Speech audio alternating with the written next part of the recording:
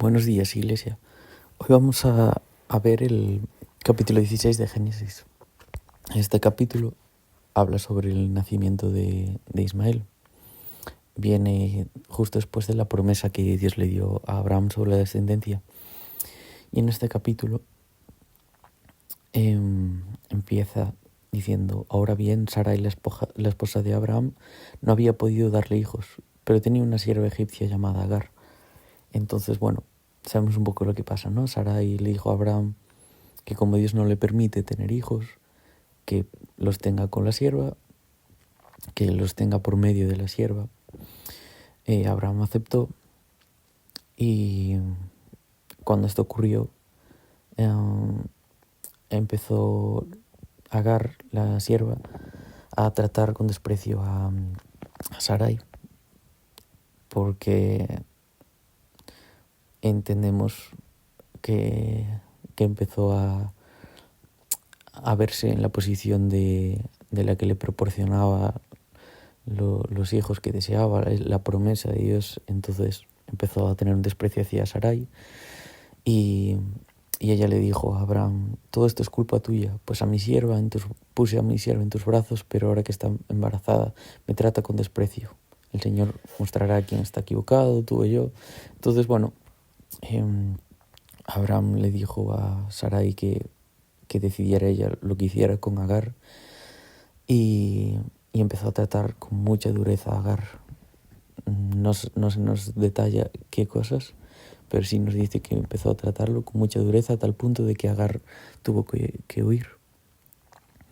Y el ángel del Señor, en el versículo 7, dice que encontró a Agar en el desierto, junto a un manantial de agua, en el camino que lleva a Shur.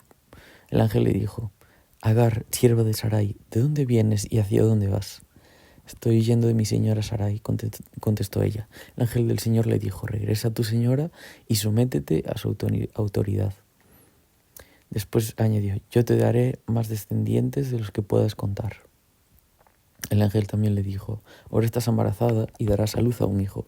Lo llamarás Ismael, que significa Dios oye, porque el Señor ha oído tu clamor de angustia. Y luego describe un poco qué iba a pasar con ese niño, y termina un poco con el capítulo hablando de Agar, describiendo a Dios como el Dios aquel que me ve.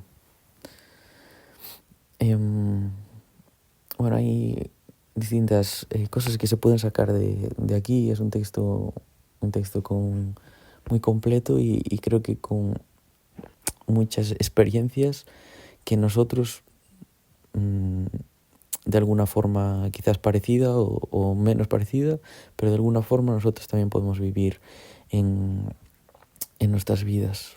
Y entonces yo lo que quería comentar un poco rápidamente era sobre qué hago si Dios no me responde cuando me gustaría o cuando creo que lo necesito. ¿Qué hago en este tiempo de espera? No va a ser algo profundo, simplemente comentar algunos detalles en base a este texto. Así que antes de nada te animo a que pauses este devocional, tengas un tiempo de oración para que Dios pueda hablarte, para que Dios pueda darnos discernimiento, y un tiempo de analizar el texto. En Génesis 16, si puedes estructurarlo en 3 partes, sería genial. En la primera, ver qué pasa en el texto.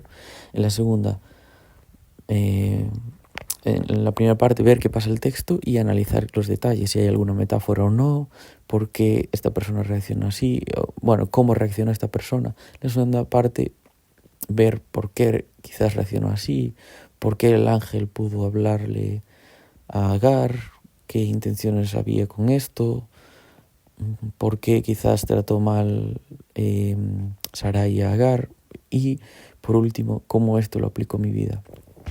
Así que resumidamente yo voy a comentar esta parte final en base a esta pregunta: ¿qué hago en este tiempo de espera? El primer punto es que hacer las cosas por nuestra cuenta, tomar atajos, nunca va a salir bien.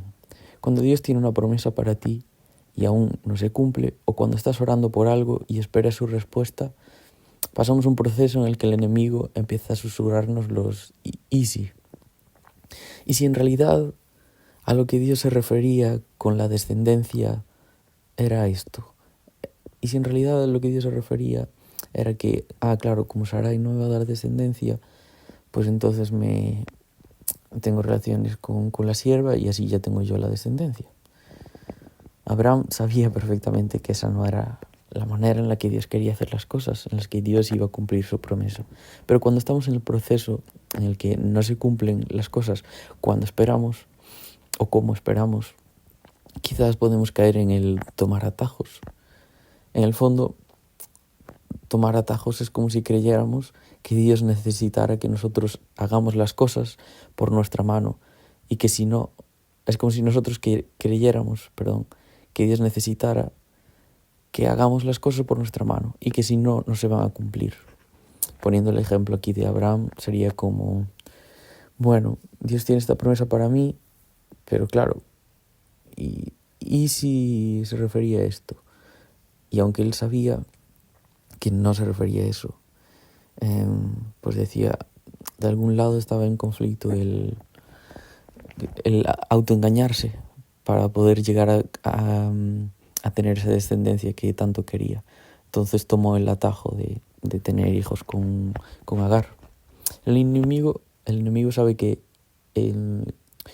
y si es tu punto débil. En este caso, este era el de Abraham.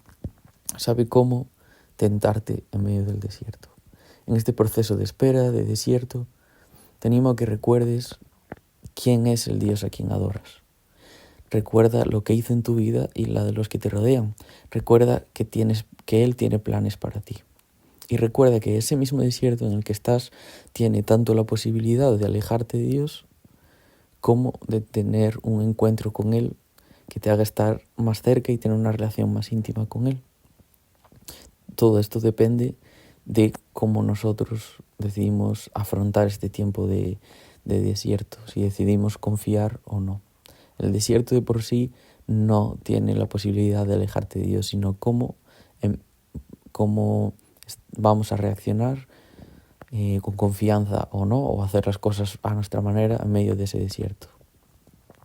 Segundo punto que te quería comentar es que cuando tomamos decisiones que no solo nos afectan a nosotros por nuestra cuenta, sin consultarlos o meternos a Dios, puede tener repercusiones en nuestras relaciones, en nuestras amistades, en nuestra relación con nuestra propia familia.